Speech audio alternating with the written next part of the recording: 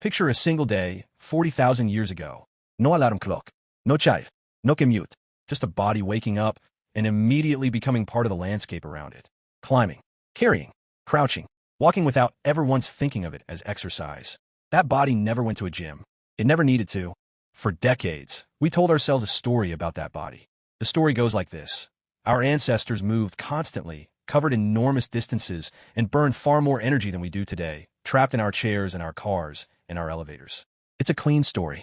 It fits neatly into a fitness article. It justifies the step counter on your wrist. There's just one problem. It's wrong. Or at least, it's far stranger than anyone expected. In the early 2000s, a team of researchers traveled to northern Tanzania to study the Hadza, one of the last populations on Earth still living a hunter-gatherer lifestyle.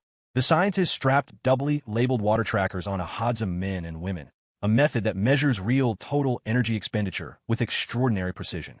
They expected to find numbers far higher than the average Westerner. Hadza men and women walk for hours most days. They dig for tubers. They climb for honey. They track and carry game across open savanna. By any intuitive measure, this should be a population burning enormous extra calories. The data came back, and it broke the assumption completely. Hadza daily energy expenditure was, after adjusting for body size, almost identical to that of sedentary adults in the United States, not dramatically higher, not even meaningfully higher, statistically in the same range. A population walking 8 to 10 kilometers a day, carrying loads, performing physical labor from sunrise to sunset, was burning roughly the same total calories as someone sitting at a desk. Think about that for a second. This is not what anyone expected, and it is not what most fitness narratives still claim today. So the question becomes obvious. If they're moving constantly and not burning more, where did all that energy go? The answer is called the constrained energy model, and it rewired how scientists understand metabolism. The body, it turns out, does not simply add calories on top of calories the more you move.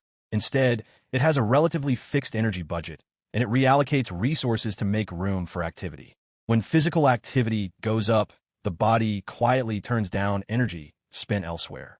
Inflammation regulation, stress hormone production, certain reproductive functions. The body protects its limited budget by trading, not by spending more overall. This single discovery dismantled one of modern fitness's favorite myths. Hunter-gatherers were not engines burning hotter than ours. They were highly efficient systems, finely tuned by selection pressure to do an enormous amount of physical work without requiring an enormous amount of fuel to do it. Their bodies were not built to maximize calorie burn.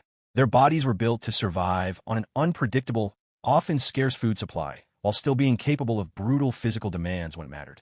But here is where it gets even more interesting, because the calorie story was never really the point. The movement pattern itself was. Modern fitness culture tends to picture ancestral movement as one long, steady-state activity. A 12-mile hike. A constant grind. But that is not what the data shows at all. Hunter-gatherer movement was wildly irregular. Long stretches of low-intensity walking, foraging, digging, carrying, broken by short, unpredictable bursts of intense effort. A sprint after fleeing prey. A scramble up a tree to escape danger or reach honey. A heavy lift to move a fallen branch or carry an animal carcass back to camp. This is sometimes called the variable intensity model, and it stands in direct contrast to almost every modern workout structure. We tend to choose one mode and stay in it. Steady cardio, or a structured strength session, or a fixed pace run. Ancestral bodies never specialized like that because their environment never allowed it to. The terrain decided the intensity. The animal decided the sprint. The fallen tree decided the lift. Movement was not scheduled. It was provoked. And this irregularity may be exactly what modern training is missing. Research on movement variability suggests that bodies adapted to unpredictable intensity develop a different kind of resilience than bodies adapted to predictable, repetitive patterns. Joints that move through varied ranges under varied loads tend to stay more durable over a lifetime. Tissue exposed to a wide spread of demand, rather than the same repeated motion at the same repeated weight, tends to develop broader, more adaptable capacity. The hunter-gatherer body wasn't strong in the way a powerlifter is strong or efficient in the way a marathoner is efficient. It was capable, broadly, unpredictably, durably capable. This is the part almost nobody talks about when they talk about ancestral movement. It was never about volume. It was about variability married to necessity. The body wasn't optimizing for a number on a screen. It was responding moment to moment to a world that demanded constant negotiation between effort and conservation. Walk now, dig now, sprint now if you must. Rest a second, you don't have to move. Compare that to how most of us move today.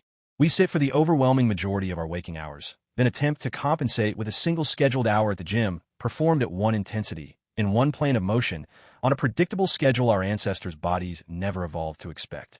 It is not that modern exercise is wrong.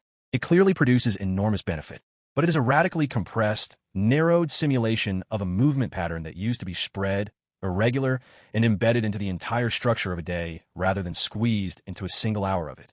Your body still carries that ancestral blueprint. The capacity for sudden intensity. The expectation of varied load.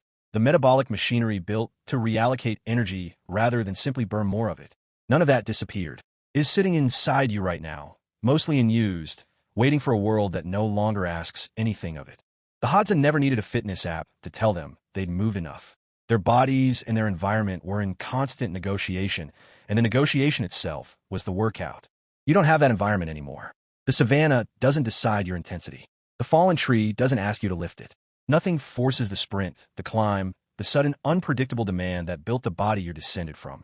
You have to choose to provoke it yourself.